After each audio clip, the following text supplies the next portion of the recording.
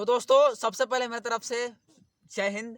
और कैसे हैं आप लोग? उम्मीद करता हूँ मस्त और बढ़िया होंगे। तो दोस्तों मैं भी काफ़ी मस्त हूँ। और आज मैं एक वीडियो देखा जो कि सोशल मीडिया काफ़ी चर्चित हो रहा है कि कोलकाता के डॉक्टर जो कि लेडी डॉक्टर पर काफ़ी बुरी तरीक़ा से हत्याकांड मतलब हुआ है रेप केस की वजह से। तो चलिए उस वीडियो को आप लोग को दिखाएंगे। तो मेरा कंटिन्यू ब्लॉग में बने रहिए, आप लोग को दिखाने की कोशिश करेंगे। चलिए इस वीडियो को देखिए आप लोग। दोस्तों, कोलकाता में ट्रेनी डॉक्टर की जिस तरह से रेप के बाद हत्या होती है, तो इस मामले को पूरे देश के लोग जानना चाहते हैं कि आखिरकार ट्रेनी डॉक्टर के साथ हुआ क्या था। मामला हाई कोर्ट पहुंचता है और सुप्रीम कोर्ट भी इस मामले को स्वतः ही संज्ञान ले लेता है। अब पश्चिम बंगाल की जो सरकार होती है, उनसे सवाल जवाब किए जाते हैं। पूछा जाता है कि लाश आपको सबसे पहले कब मिली थी। समय बताया जाता है कि 6 बजे मिली थी। उसके बाद पूछा जाता है कि घर वालों को तुमने 3 घंटे तक इंतजार क्यों कराया। साथ ही पूछा जाता है कि पोस्टमार्टम रिपोर्ट कब हुई थी। पोस्टमार्टम के बाद उन्होंने पूछा कि तुमने जो लड़की है उसकी लाश को घर वालों को कब सुपुर्द किया था, कब सौंपा था। बताते हैं कि रात के 8:30 बजे के आसपास होगा था। उसके बाद पूछा जाता है कि एफआईआर दर्ज कब हुई थी। तो बताते हैं कि 11:45 मिनट्स पर उसी रात, यानी कि ऐसा दावा किया जा रहा है कि संभवतः भारत के इतिहास का यह पहला ऐसा केस है शायद। और किसी केस के बारे में ऐसी कोई जानकारी मिलती नहीं है कि किसी भी घटना में पोस्टमार्टम पहले होता है और उसके बाद एफआईआर बाद में दर्ज कराई जाती है। जबकि एक सही रास्ता जो सही ट्रैक होता है वो इस तरह से होता है कि किसी की लाश मिलती है, उसके बाद फिर एफआईआर लिखी जाती है, पंचनामा भरा जाता है और पंचनामा भरने के बाद फिर पोस्टमार्टम के लिए लाश जाती है। उसके बाद वो घर वालों को सौंप दी जाती है। यानी कि यहाँ सब कुछ उल्टा पुल्टा हो जाता है। अब कहीं ना कहीं जो पश्चिम बंगाल की जो पुलिस होती है, उस पर सवाल निशाने लगना तो जाहिर सी बात है, तय हो जाता है। लेकिन इस बीच में सीबीआई पर भी बहुत ज्यादा प्रेशर, बहुत ज्यादा दबाव है कि इस घटनाक्रम में असली वजह क्या है। क्यों उस ट्रेनी डॉक्टर की हत्या हुई थी और क्यों नहीं हुई थी। कई सवाल उस आरोपी से पूछे भी जाते हैं। इस बीच में कई ऑडियो क्लिप भी वायरल हो जाती हैं। किसी ऑडियो क्लिप के वायरल होने के बाद उसका ट्रांसलेशन करने के बाद बताया जाता है कि उस जगह 5 डॉक्टर होते हैं।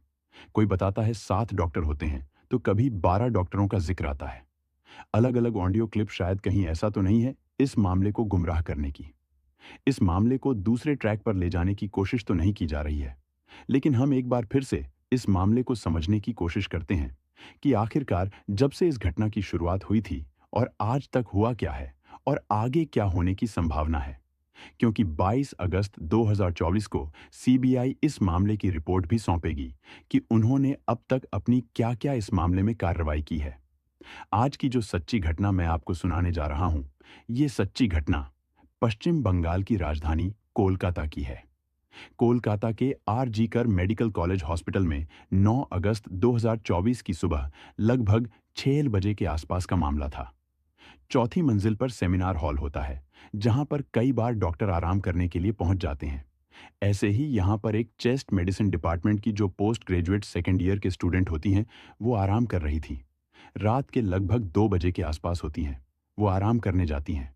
सुबह एक डॉक्टर उन्हें जगाने के लिए जाते हैं कि मैडम, दिन सुबह हो गया, आप जाग जाओ। जैसे ही डॉक्टर वहां जाता है, जाने के बाद दरवाजा खोला जाता है तो पता चलता है कि ट्रेनी डॉक्टर सोई हुई थी। जिस तरह से अक्सर लोग जब सो जाते हैं तो अपने ओझ चेहरे पर, अपने माथे पर हाथ रख लेते हैं। कुछ इसी तरह से, कुछ इसी अंदाज में ट्रेनी डॉक्टर का हाथ रखा हुआ था। वो डॉक्टर दूर से देखता है और देखने के बाद वापस लौटकर चला आता है।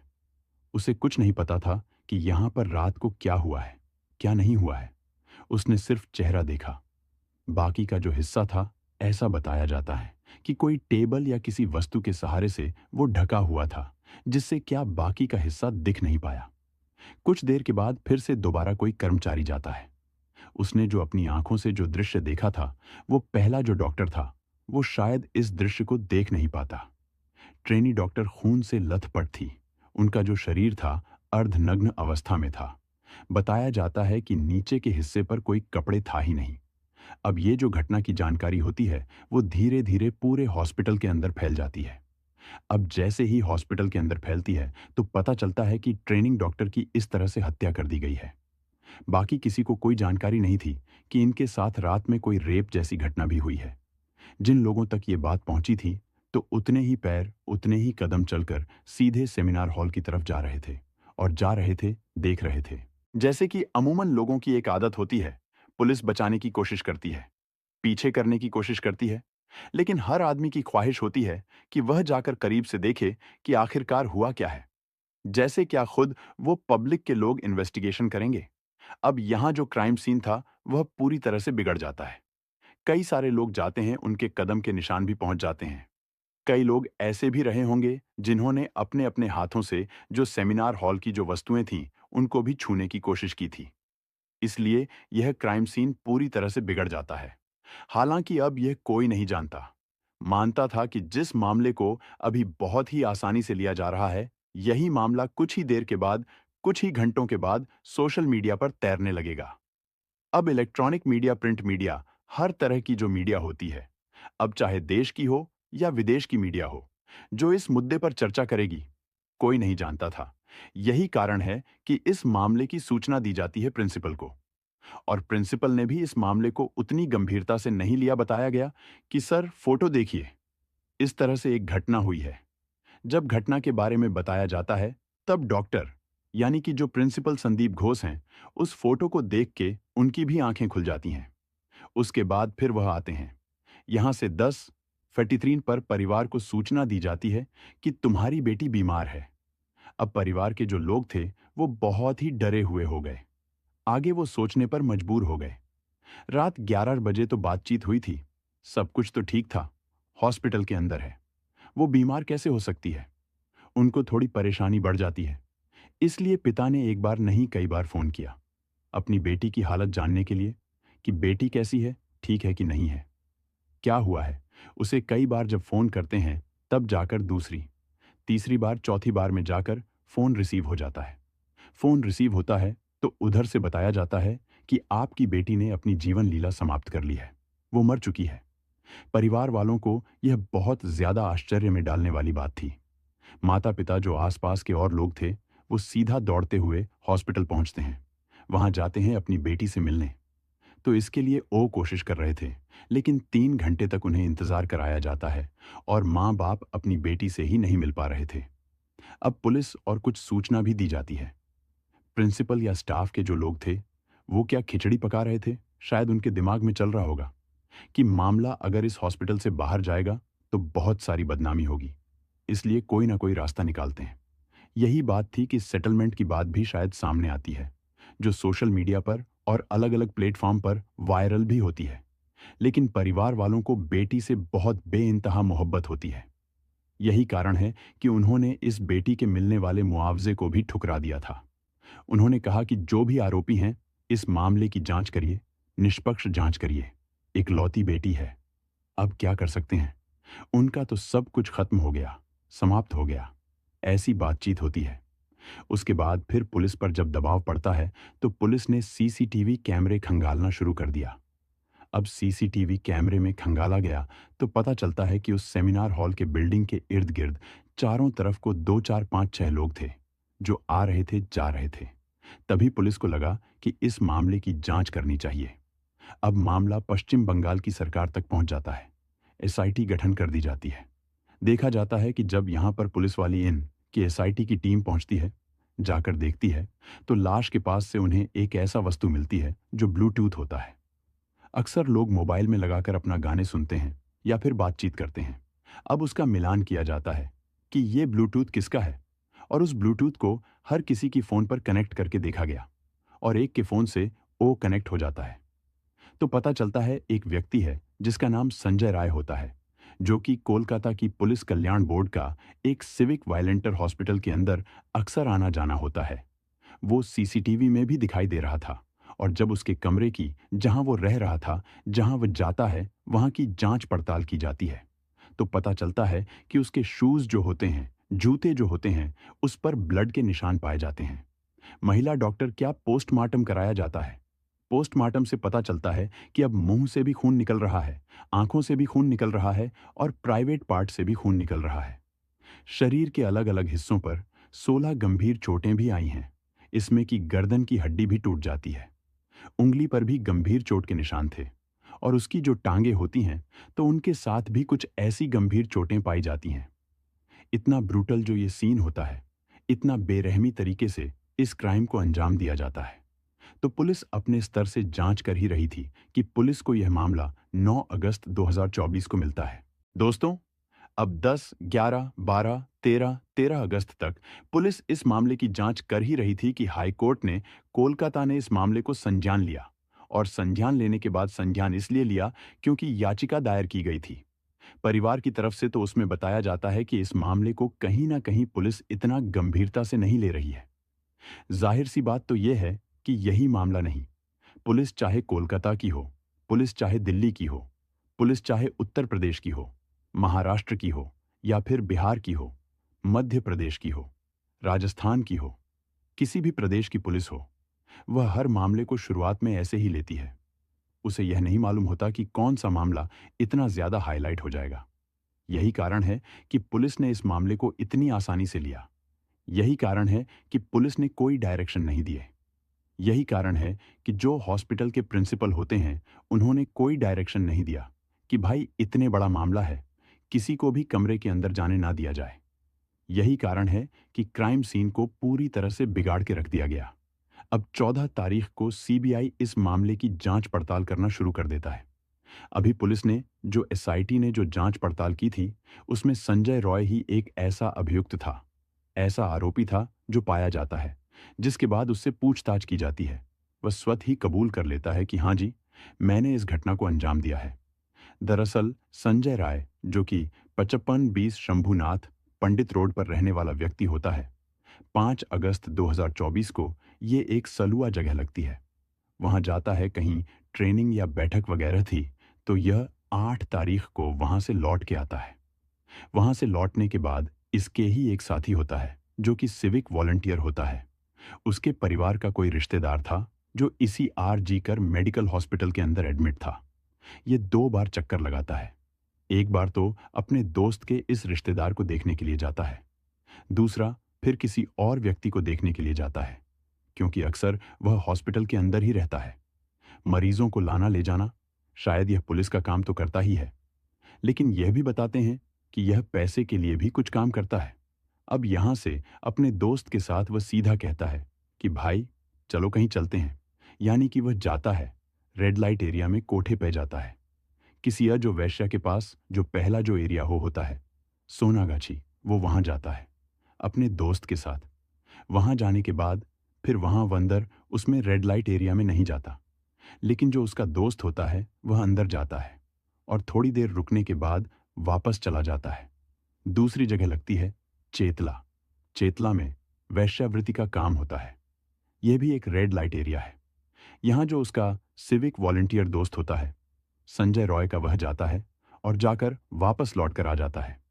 यानी कि संजय रॉय नहीं जाता, ऐसी जांच पड़ताल में सामने आया है। लेकिन जब यह वापस आ रहे हैं तो रास्ते में एक महिला मिलती है। उस महिला की तरफ से इसने अश्लील काम कसना शुरू किया। ये समझ रहा था कि शायद यह भी कोठे पर काम करने वाली कोई वैश्या होगी, लेकिन उस लेडीज ने इसे झाड़ दिया, इसे कुछ उल्टा सीधा जवाब दिया। तब यह शांत हो जाता है। यहां से वापस हॉस्पिटल आते हैं दोनों दोस्त और इन्हें एक ऐसी जगह तलाश करते हैं जहां पर बैठ के मौज से आराम से शराब पी सकते हैं। आराम से बैठकर शराब पीते हैं और शराब पीने के बाद जो सिविक वॉलंटियर इसका दोस्त होता है संजू राय का, वो तो चला जाता है, लेकिन ये अकेला रहता है। अब ये इसे हॉस्पिटल में कहीं भी आने की जाने की परमिशन थी ही, कहीं कोई रोकने वाला था नहीं। इसको ये चौथी मंजिल पहुंचता है और इत्तेफाक से उस सेमिनार हॉल के अंदर चला जाता है।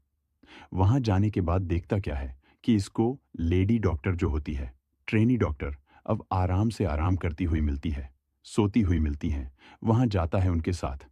इसने जो भी किया है वह पोस्टमार्टम रिपोर्ट से और तमाम अखबारों, तमाम टेलीविजन पर जो एक रिपोर्ट आती है कि जिस तरह से उन्हें मारा गया, पीटा गया, उनके साथ बलात्कार किया गया।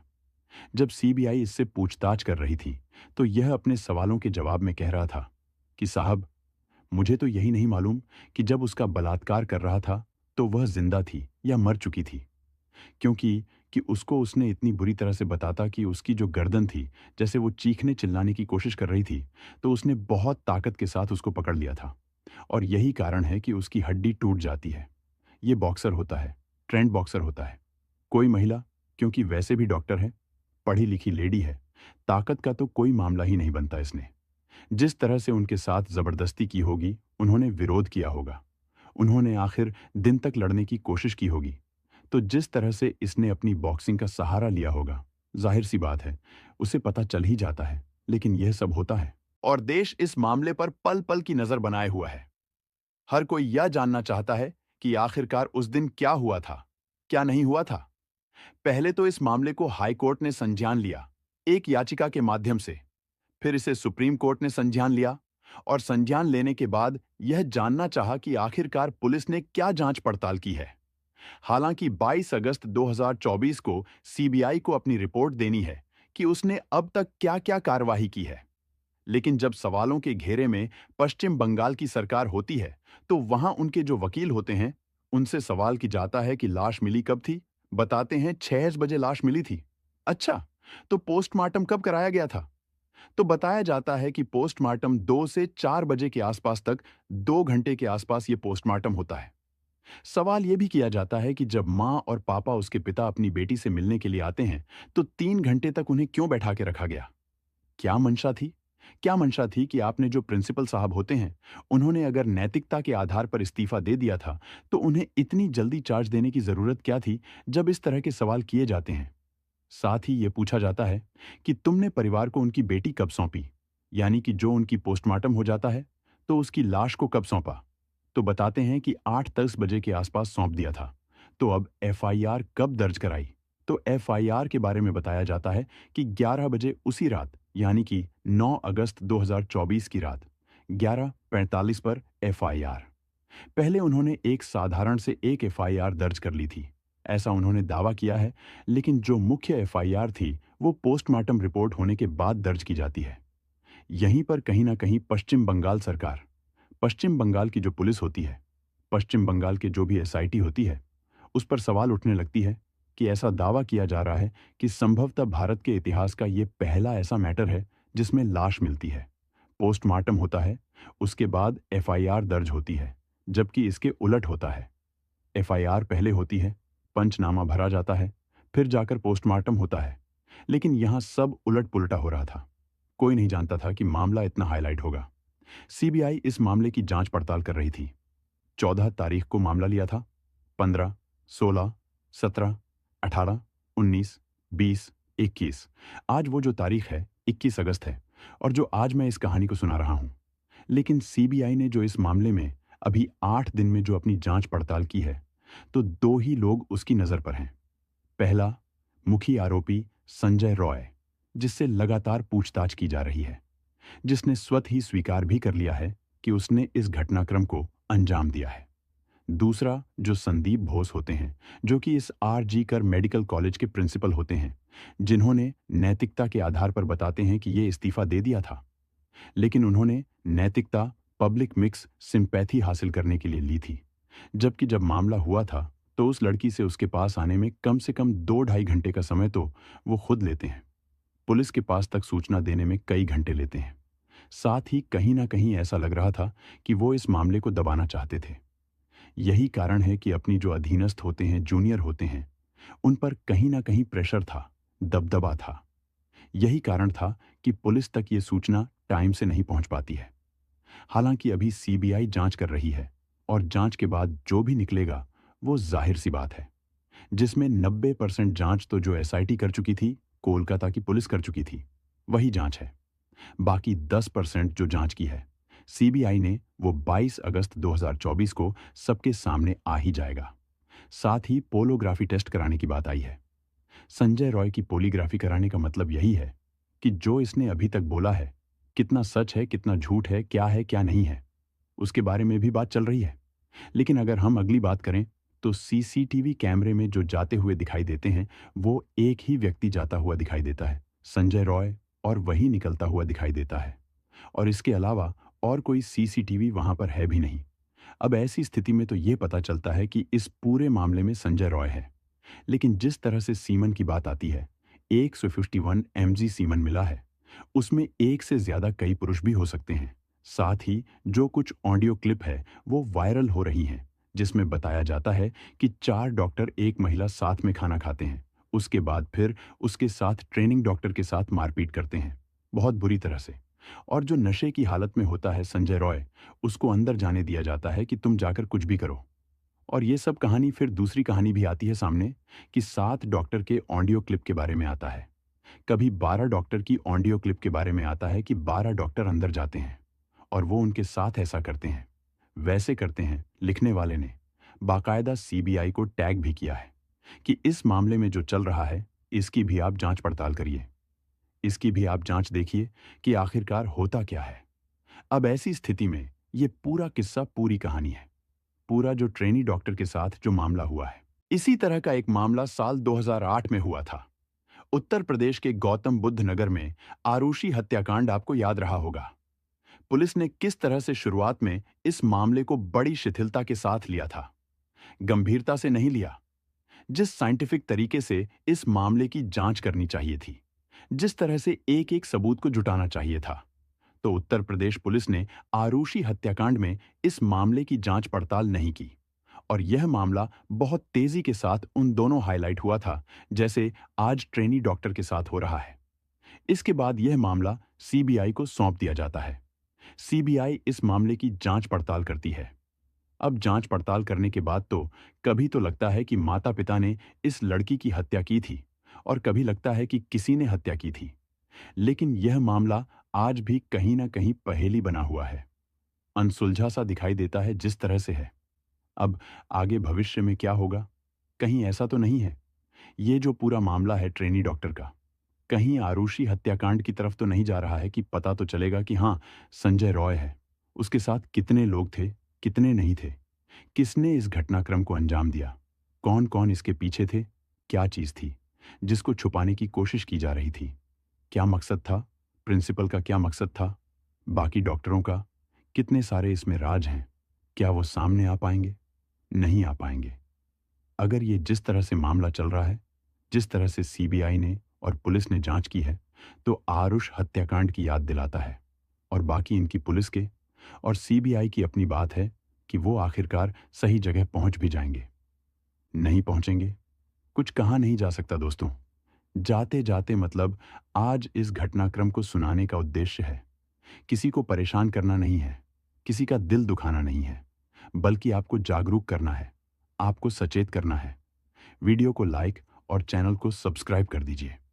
फिर मिलेंगे अगले वीडियो में दोस्तों। आप सब लोग अपना ख्याल रखें, सुरक्षित रहें।